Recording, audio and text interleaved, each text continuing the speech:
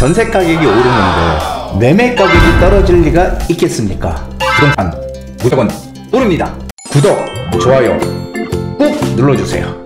한정훈의 부동산 썰. 썰. 안녕하세요. 한정훈의 부동산 썰. 오늘 주제가 궁금하시죠?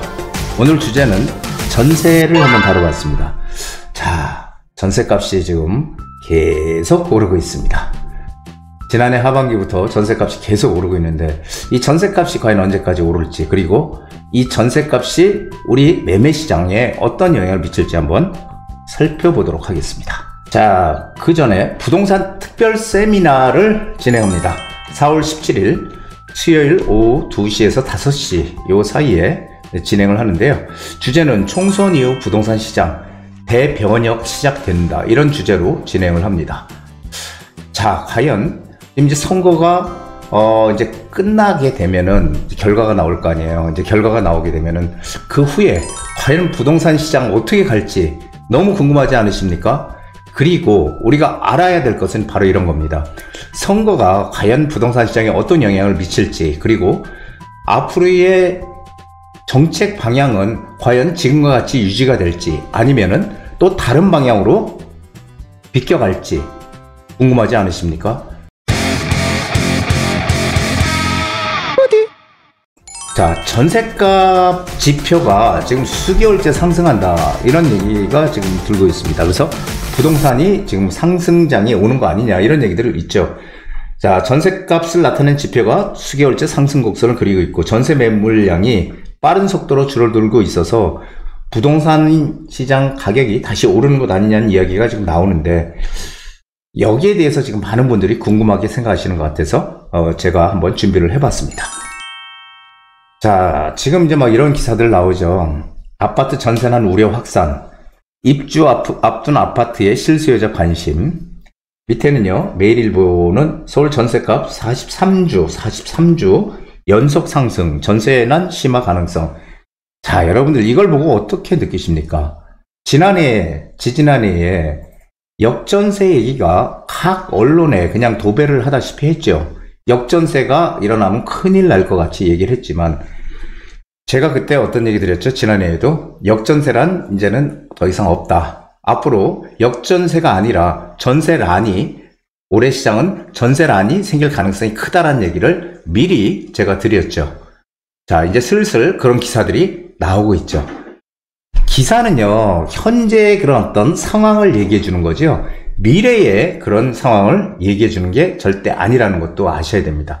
마치 기사가 나오면 이게 미래의 상황인 걸로 우리가 착각을 하는 분들이 꽤 있는데 그게 아니고요. 지금 현재 상황만 얘기를 해주고 있는 거예요. 자, 그래서 기사들이 지금 이렇게 전세난으로, 역전세에서 전세난으로 바꿔서 지금 나오고 있습니다. 자, 전세 수급 지수. 이게 이제 전세를 우리가 알아보는 가장 중요한 건데요. 이게 이제 0에서 200까지의 그런 숫자로 이제 표시를 합니다. 그래가지고 요게 100이 기준인데, 이 100보다 낮으면 시장에 공급 대비해서 수요가 없는 거예요. 전세 수요가. 그리고 100보다 높으면은 어떻게 해요? 물량에 비해서, 공급에 비해서 전세 수요가 훨씬 많은 겁니다.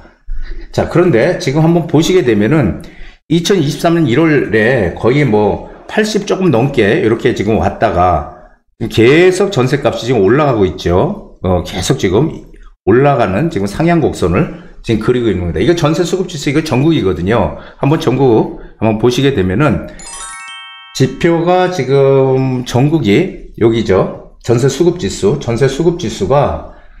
112.4, 112.100이 넘었죠. 그래서 이제 공급이 부족하다라는 얘기를 지금 하고 있어요. 이게 지금 계속 올라가고 있죠. 108.6, 107, 여기서부터 계속 지금 올라가고 있습니다. 112.4. 이건 이제 전국이고요. 서울을 한번 우리가 보게 되면은 서울의 전세 수급 지수가 2023년도 1월 달에 완전히 바닥이었죠. 요 바닥이었다가 요 선이 100이니까 요 선이 100선이니까 바닥에다 지금은 100을 넘어서 계속 지금 올라가고 있습니다. 이렇게 계속 상향을 하고 있죠. 그래서 한번 전세 수급 지수가 서울은 얼마나 되나 한번 볼게요. 자, 전세 수급 지수, 서울의 전세 수급 지수가 여기 보면은 쭉 와서 지금 129까지 왔습니다. 129, 100을 넘어서. 이게 150 이상이 되게 되면은, 150 이상이 되면은 이제 전세란이 오는 거예요. 전세란.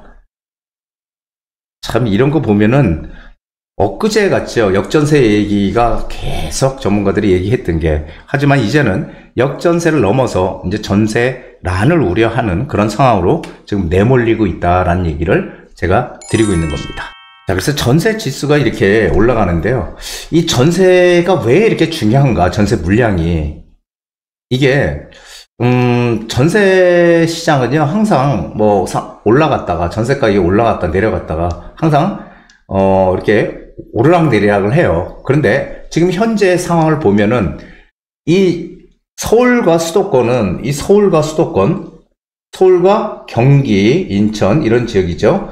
서울과 경기, 인천 상승세가 계속 수급지수가 올라가는 거죠. 지금 전세 올라가고 있는 상황이고요. 지방은 하락과 보합을 반복한다. 즉, 이 전세 수급지수, 전세도요, 이 수도권과, 서울을 비롯한 수도권과 지방이 양극화가 지금 커지고 있다라는 얘기를 하는 겁니다. 전세가가 다 지금 오르는 게 아니고 이 수도권과 지방으로 나눠서 양극화가 지금 심화되고 있는 그런 상황이다라고 얘기하는 거죠. 그런데 우리가 전세 물량을 볼 때요, 항상 이런 걸 봐야 돼요. 제가 누누이 말씀드리지만 전세 총 물량이 얼마고 이게 중요한 게 아니고요. 전세 물량이 줄어들고 있느냐 아니면 늘어나고 있느냐, 이런 추세, 흐름, 이것이 중요한 겁니다.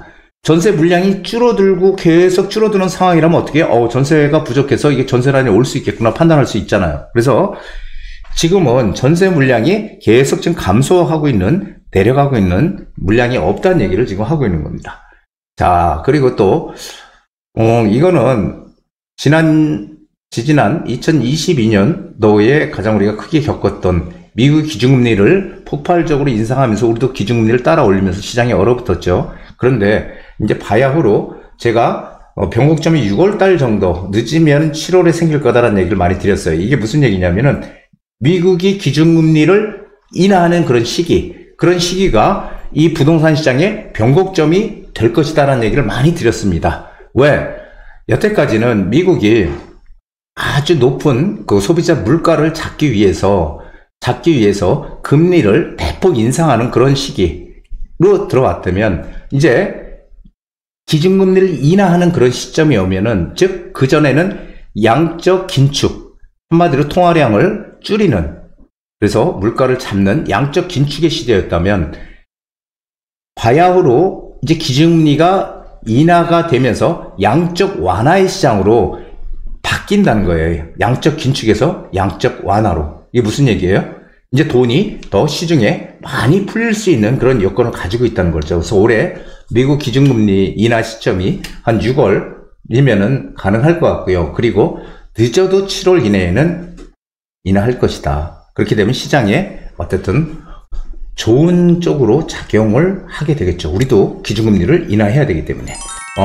이 다주택자들 전세 매물 감소, 이게 무슨 얘기예요? 다주택자에 대한 규제가 지금 아직까지 살아있잖아요. 이 취득세 중과라든지 양도세 문제라든지. 그래서 이 다주택자들의 전세 매물이 지금 점점 시장에 없다는 거예요. 그러다 보니까 이 다주택자들이 사실은 집을 100채를 가지고 있어도 한 채는 자기가 본인이 살고 99채를 세를 주는 거잖아요. 월세든 전세든.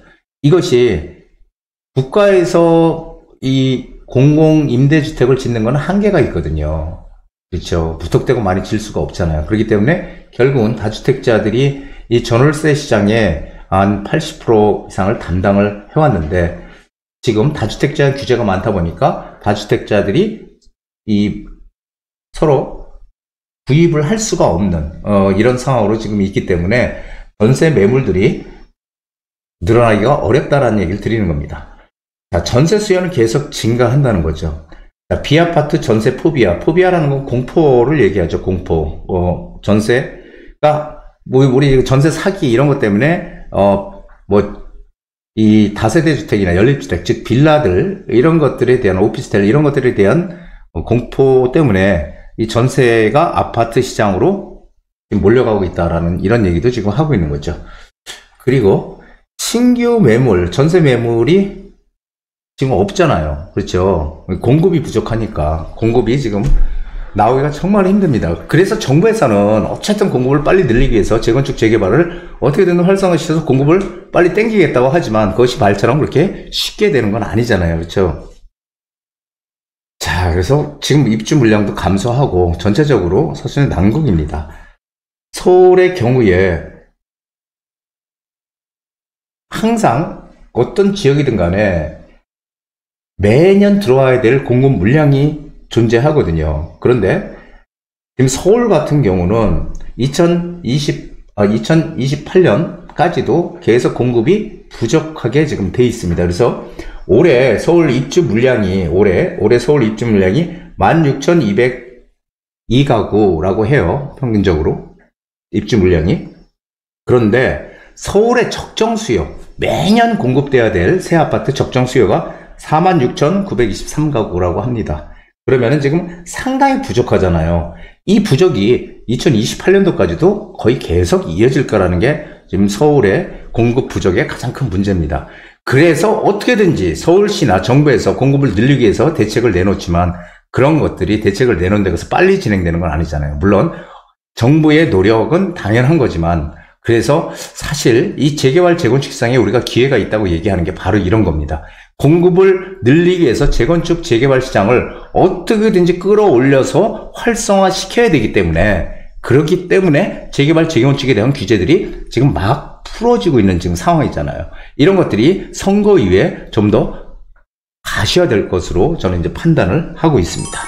자, 여기 보면은 이게 이제 서울의 입주 물량인데요. 2024년 요게 요 위에 빨간 게 적정 수요예요. 46,923가구 매년 들어와야 될 입주 물량이. 그런데 2020년도까지는 거의 그 물량이 들어왔는데 그 이후로는 계속 줄어들고 있죠. 그래서 2024년, 2025년 계속 지금 이 물량이 공급 물량이 줄어들고 있는 거예요.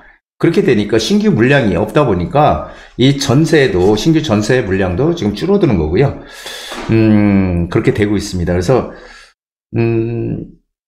제가 이제 또 가장 중요하게 봤던 게 이제 거래량이잖아요. 아파트 거래량. 아파트 거래량이 늘어나고 있다. 이런 얘기 많이 드렸죠. 제가 유튜브에서. 아파트 거래량이 늘어나고 있는데 이게 지난해와 대자뷰다. 지난해 1월부터 거래량이 1200건을 넘어가면서 계속 1월, 2월, 3월, 4월 거래량이 늘어나면서 아파트 매매 가격이 상승을 하기 시작했죠. 9월달까지 계속. 올해도 너무너무 똑같습니다. 올해도 1월이 변곡점이 되면서 1월부터 1월에 2,568가구 1월 거래량이요. 2월 거래량이 2,501가구 거의 비슷해요. 1, 2월 거래량은. 그런데 2월은 본래 비수기잖아요. 좀 매매 시장에. 그렇죠. 자, 그런데 3월 거래량을 보니까 2,810가구에 2월 거래량을 뛰어넘었어요. 2월 거래량을. 그런데 3월 거래량은요. 4월 말이 돼야 다 나오는 거예요. 4월 말이 돼야 다 나오는데 벌써 아직도 20일 남았는데 20일 이상 남았는데 벌써 3월 거래량이 2,810가구예요. 자, 이렇게 되면 여러분들 3월 거래량이 한 4,000가구 되지 않을까요? 지난해에도 제일 거래량이 높았던 게 한 3,800 몇십 가구?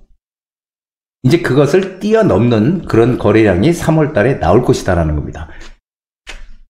거래량이 많이 늘어난다는 의미 제가 말씀드렸죠. 그거는 어떻게 되는 거예요? 매매가가 올라간다는 거잖아요. 지금 시장을 한번 냉정하게 보세요. 매매가가 오르고 있나 떨어지고 있나? 오르고 있습니다. 여러분들 그것을 알고 뭔가 움직이실 분들은 빠르게 움직여야 된다라는 얘기를 제가 드리는 겁니다. 자, 여기 보시면 아파트 거래량이죠. 아파트 거래량 2012년 2023년 12월이 바닥이었어요. 2023년 12월이 바닥이었다가 올해 1월부터 지금 이렇게 지금 1월부터 더 올라가고 있는 그런 상황이에요. 거래량이. 거래량 상당히 중요합니다. 그래서 7월 그렇다면 이제 문제는 이런 거죠. 과연 그럼 이 전세가 계속 오르고 거래량 늘어나고 이게 어느 시점까지 갈까? 이런 게 상당히 궁금하죠. 자, 결론은 뭐냐면은 결론은요. 매매 시장은 지금 아직까지 그렇게 뭐 파격적으로 오르지 않아요. 거래량이 늘어나면서 매매 가격이 올라가는 매매 시장도 조금씩 움직이고는 있지만 파격적으로 지금 움직이지는 않죠. 이게 뭐냐면은 지금 매매 시장이 이거 지금 총선 이 선거 끝나고 어떻게 될까? 좀 불안해. 뭔가 불안해. 그러니까 사람들이 조금 미루면서 전세로 머무는 거죠. 그러니까 이게 전세적으로 이 매매 수요가 전세적으로 지금 들어가고 있다. 이렇게 전환되고 있는 좀 상황이다. 이렇게 보면 되고요. 기존 세입자들이 이제 그 계약갱신을 계속 하면서 계약갱신 청구를 하면서 이제 합군, 역세권 선호단지 중심으로 해서 신규 계약이 가능한 전세 물건들이 점점 없어지고 있다는 거예요. 입지 좋은 데들, 합군 중요하죠. 그리고 서울 아파트의 평균 전세가율은 계속 지금 상승하고 있고요. 이게 거의 60% 가까이 가게 되면은 전세가 매매가를 움직인다. 뭐 이런 설도 있잖아요. 설. 매매가 대비 전세가의 비율이 60%가 넘어가면은 매매가를 확 끌어올린다. 이게 언제 그랬을까요? 2013년도에 2013년에 전세가는 오르는데 매매가가 안 올랐거든요. 제가 그때 시장이 바닥이라는 얘기를 정말 많이 했는데 빨리 사야 된다고. 그게 10월 달이 되니까 2013년 10월 달이 되니까 매매가 대비 전세가의 비중이 딱 60.2%가 됐어요. 때가 왔다. 그래도 사람들 안 샀어요. 그러면서 계속 매매 시장이 움직이기 시작했죠.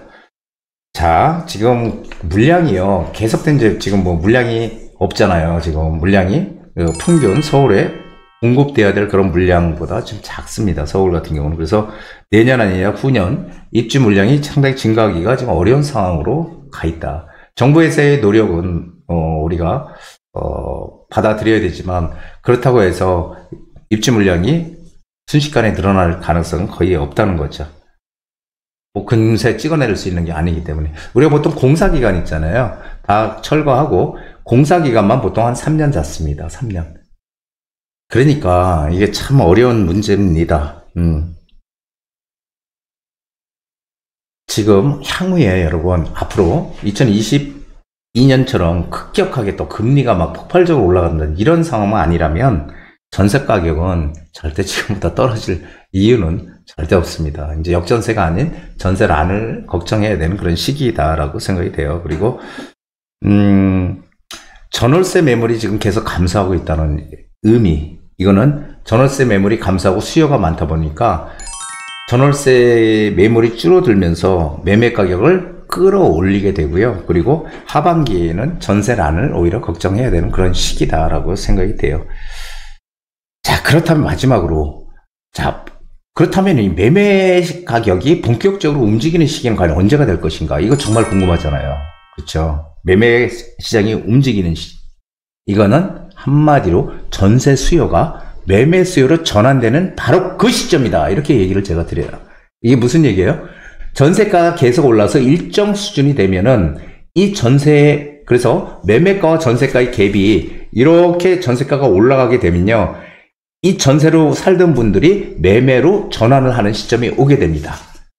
그 시점이 오게 되면은 전세가가 안정이 될 거예요. 즉, 전세 시장이 매매 시장을 자극해서 전세 수요가 매매 수요로 옮겨 붙는 그 시점이 제가 보기에는 한 7, 8, 9월 요 시점이 될 것이다. 7월 이후 올 하반기가 될 것이다. 저는 그렇게 생각해서 올해 시장을 어떤 시장이다? 상저하고의 시장이 된다. 이렇게 제가 말씀을 드렸었죠. 자, 전세시장 궁금하시죠? 자, 앞으로 제가 말씀드린 대로 전망을 쭉 한번 이렇게 보시게 되면은 제 말이 맞았다는 거, 이번에도 맞았다는 거, 지난해와 마찬가지로 맞았다는 거 다시 한번 실감하실 겁니다.